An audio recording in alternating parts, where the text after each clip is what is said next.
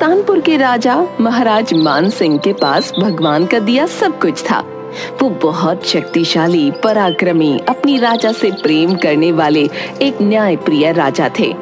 उनके राज्य में कोई भी व्यक्ति भूखा नहीं सोता था। प्रजा भी अपने महाराज से बहुत प्रेम करती थी। एक दिन महाराज मान सिंह अपने महल के बगीचे में अपने मंत्री सुदर्शन सिंह के साथ बैठे थे। महाराज मान सिंह मंत्री सुदर्शन सिंह से कहते हैं, मंत्री जी, मैंने अपने जीवन काल में हमेशा सबके साथ न्याय किया, सबका ख्याल रखा, कभी किसी निर्दोष को सजा नहीं दी। मेरे राज्य में कभी कोई भूखा नहीं सोता। फिर भी न जाने क्यों भगवान ने मुझे और महारानी को औलाद सुख से वंचित रखा है। महाराज, आप अपना दिल छोटा मत कीजिए। ये तो ऊपर वाले की लीला है। जिस दिन उसने आपको औलाद सुख देने का सोचा होगा, उस दिन बिना किसी प्रार्थना के आपको दे देगा महाराज। पता नहीं वो शुभ दिन मेरे जीवन में कभी आएगा भी या नहीं। महाराज, अगर आपका आदेश हो तो मैं आपसे इस विषय में कुछ और भी कहना चाहता हूं। हमारी आज्ञा है, बताइए आप क्या कहना चाहते हैं मंत्री जी। महाराज, मेरे एक रिश्तेदार है जो बहुत ही ज्ञानी है। अगर आपका आदेश हो तो क्या मैं एक बार उन्हें यहाँ बुला लूं? वो महारानी और आपकी पत्रिका देखकर जरूर कोई उपाय बता देंगे महाराज। जरूर मंत्री जी, अगर आपको लगता है कि ये करना हमारे लिए लाभप्रद होगा तो आप अवश्य उन्हें बुला लीजिए और उन्हें लेने के लिए आप महल से सवारी भेज दीजिए। नहीं महाराज, उसकी कोई जरूरत नहीं है, वे अपने आप आ जाएंगे। मैं कल ही संदेश भेज देता हूं। ठीक है मंत्री जी। महाराज और महारानी के कोई पुत्र या पुत्री नहीं था। इस बात का दुख उन्हें हमेशा रहता था कि उनके बाद उनका वंश खत्म हो जाएगा। उन्होंने बहुत उपाय किए थे, पर फिर भी उन्हें औलाद के सुख की प्राप्ति नहीं हो रही थी। 2 दिनों के बाद मंत्री जी ने अपने जानने वाले पुरोहित को बुला लिया। पुरोहित महाराज और महारानी के साथ एक कक्ष में बैठे थे और दोनों की जन्म पत्रिका जांच रहे थे। क्या बात है पुरोहित जी, आप बहुत देर से चुपचाप बैठे हैं और हम दोनों की पत्रिका को देखे जा रहे हैं। कुछ तो बोलिए। महाराज, आपकी पत्रिका में पुत्र दोष है, जिसके कारण आपके घर पर अभी तक कोई औलाद नहीं हुई है और आप इस सुख से वंचित हैं महाराज। पुरोहित जी, ये तो हम पहले से जानते हैं, परंतु इसका कोई उपाय नहीं है। उपाय तो है। आपको भगवान की भक्ति करनी होगी, क्योंकि एक वही है जो किसी भी तरह के दोष और अपराध को क्षमा करता है। पुरोहित जी, हम तो भगवान के आगे रोज हाथ जोड़ते हैं, लेकिन भगवान ने अब तक हमारी नहीं सुनी। महाराज, आपको भक्ति के साथ साथ विश्वास और सेवा भी करनी होगी। आप महल के बाहर एक मंदिर का निर्माण करवाइए और रोज उस मंदिर में भगवान के दर्शनों के लिए चलकर जाइए और भगवान की सेवा कीजिए। पुरोहित जी, क्या मंदिर निर्माण और भगवान के दर्शन से हमारा ये दुख कट जाएगा? महारानी, मैं तो सिर्फ एक साधन मात्र हूं, करने वाला तो ऊपर बैठा है। बस आपको इतना ध्यान रखना है कि भगवान की सेवा में कोई कमी ना हो और वो सेवा सच्चे हृदय से की जाए। आप जैसा कह रहे हैं, हम उस बात का पूरा ध्यान रखेंगे। अब मंदिर में भगवान अकेले तो रहेंगे नहीं, उनके लिए एक पुजारी का इंतजाम भी आप ही कर दीजिए। ठीक है महाराज, मेरे जानने वाले एक ब्राह्मण हैं जो बहुत ही सच्चे हृदय से ईश्वर की सेवा करते हैं। मैं उन्हें आपके मंदिर के लिए भेज दूंगा। महाराज मान सिंह ने भगवान का एक सुंदर और भव्य मंदिर बनवाया और उसमें एक पुजारी को काम पर रखा। पुजारी अपने परिवार के साथ मंदिर में ही रहते थे और बड़े भक्ति भाव से भगवान की सेवा करते थे। महाराज मान सिंह हर सुबह अपने सैनिकों के साथ फूलों की एक माला सुबह सुबह मंदिर भिजवाया करते थे और पुजारी उस माला को भगवान कृष्ण को चढ़ाते थे।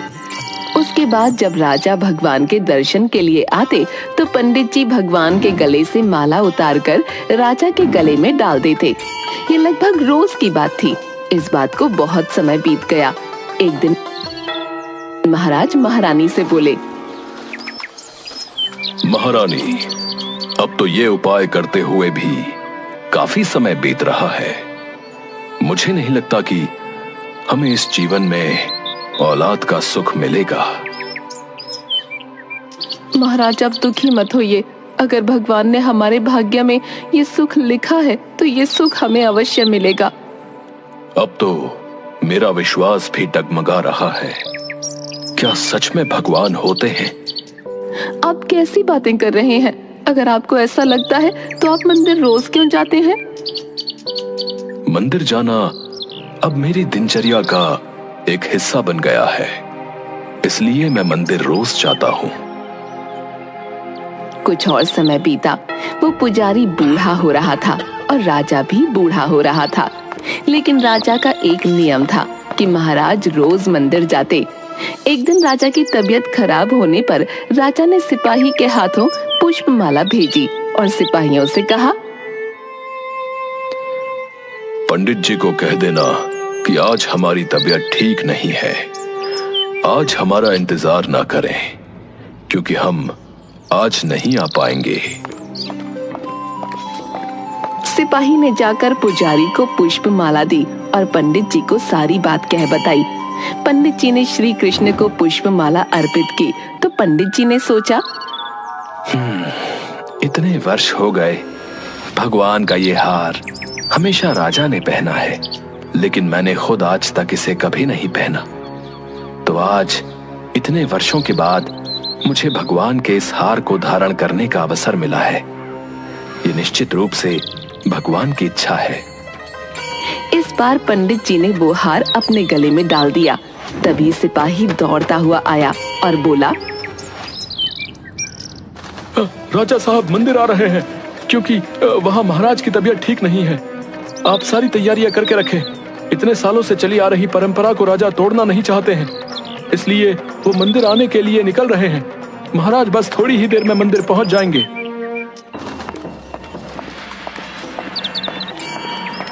पंडित जी ने तुरंत गले से हार उतारकर भगवान को अर्पण कर दिया। पंडित जी ने सोचा कि यदि महाराज को पता चल गया तो वे उसे दंड देंगे। जब महाराज आए तो प्रतिदिन की भांति पंडित जी ने भगवान के गले से हार उतारकर महाराज को पहना दिया। लेकिन राजा की नजर माला पर पड़ी। माला पर सफेद बाल गिरे हुए थे और उन्होंने महसूस किया कि सफेद बाल पुजारी के हैं। महाराज ने पुजारी से पूछा, क्या तुमने ये माला पहनी थी? नहीं महाराज, मैं ऐसी गलती कैसे कर सकता हूँ? फिर इस माला पर सफेद बाल कहाँ से आए? पुजारी जी डर गए और डर के मारे कहा, महाराज ये सफेद बाल श्री कृष्ण के हैं। हाँ, ये तो भगवान के ही हैं। तुम झूठ बोल रहे हो, हमें धोखा दे रहे हो।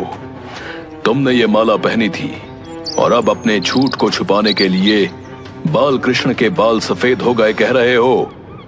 महाराज मैं सच कह रहा हूँ, ये सफेद बाल श्री कृष्ण के ही हैं। बाल श्री कृष्ण के बाल कब सफेद हुए?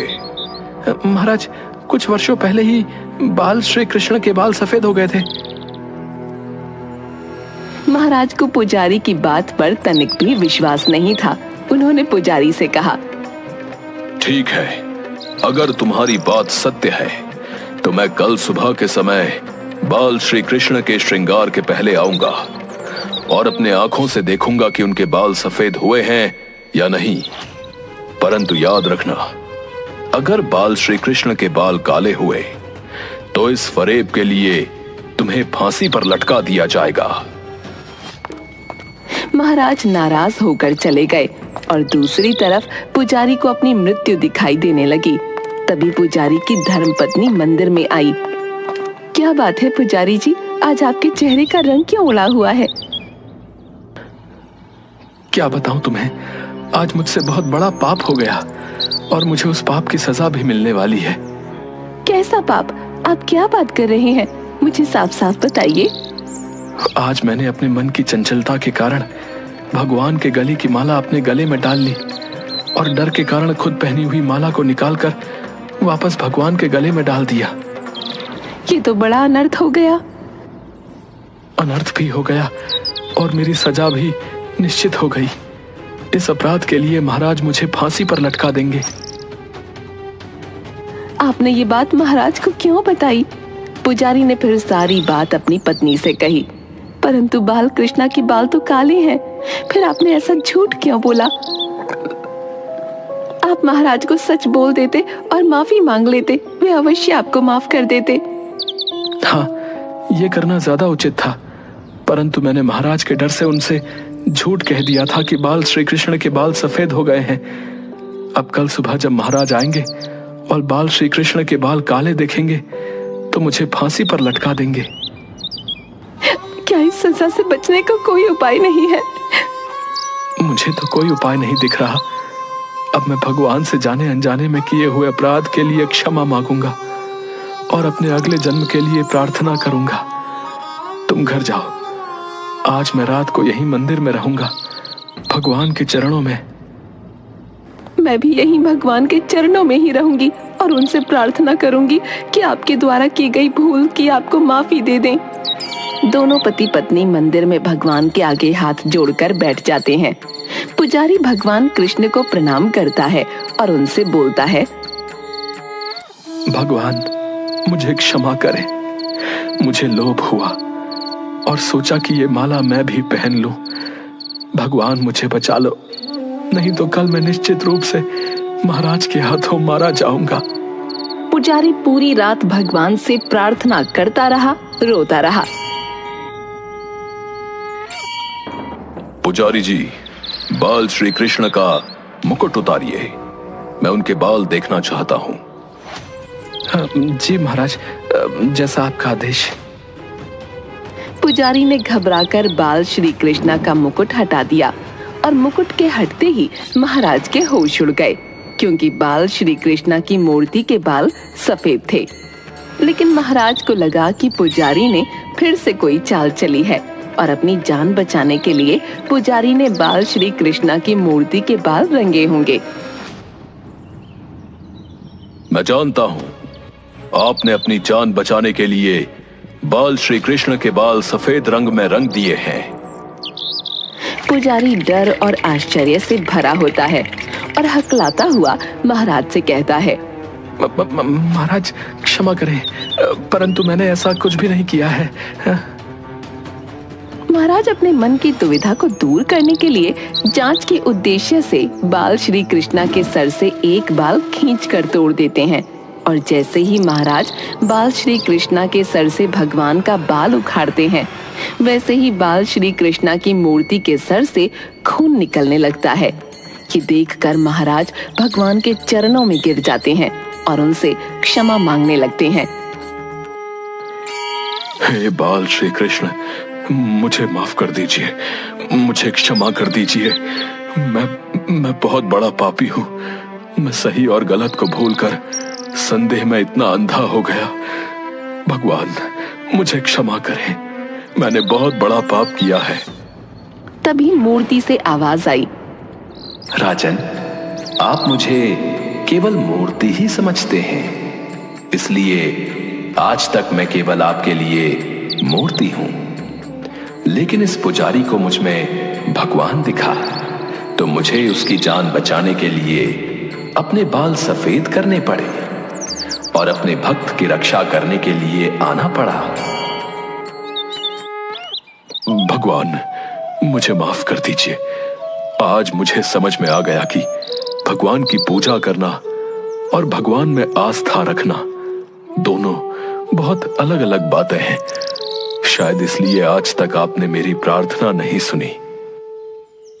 राजन, मैं तो आस्था का भूखा हूं, भोग और प्रसाद का नहीं।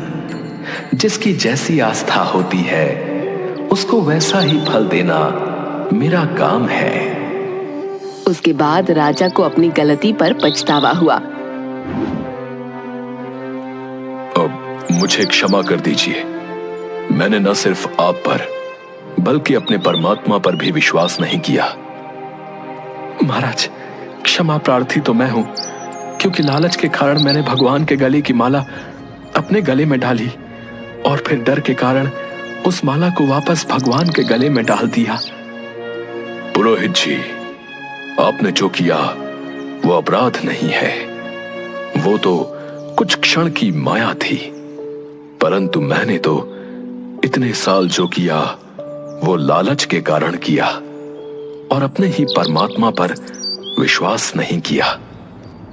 परंतु अब मैं जीवन के इस सत्य को जान चुका हूं, इसलिए आज से मैं स्वयं अपने हाथों से बाल श्री कृष्ण की सेवा करूंगा। लेकिन अब ये सेवा मैं औलाद की लालसा में नहीं करूंगा। ये सेवा मैं उन्हें अपनी औलाद मानकर करूंगा। उस दिन के बाद महाराज और महारानी ने भगवान का श्रृंगार सेवा सब अपने हाथों से करना शुरू कर दिया, उन्हें एक सजीव रूप में समझकर। और बहुत जल्द बाल श्री कृष्णा ने महाराज और महारानी के यहाँ एक बालक के रूप में जन्म लिया। महाराज महारानी से बोले, भगवान की लीला भी कैसी अनोखी है। जब हम औलाद की लालसा में पूजा पाठ दान धर्म करते थे, तब भगवान हमारी प्रार्थना नहीं सुन रहे थे, और आज जब हमने बाल श्री कृष्ण को ही अपनी औलाद मान लिया तो उन्होंने हमें ये बालक दे दिया। महाराज तभी तो कहते हैं कि ऊपर वाले की लीला वही जानता है। महाराज ने उस बालक का नाम कृष्ण सेन रखा। कहा जाता है कि पत्थर में भी परमात्मा होते हैं। यदि आप ऐसा नहीं मानते हैं तो भले ही भगवान आपके सामने प्रकट हो जाएं, आप उनसे उनकी सच्चाई के बारे में पूछेंगे। यदि आप वास्तव में ईश्वर को देखना चाहते हैं तो आपको केवल महसूस करना है। परमेश्वर पर बिना शर्त विश्वास रखें और बिना किसी रुकावट के अपना काम करते रहें। सर्वशक्तिमान आपको निश्चित रूप से फल देंगे।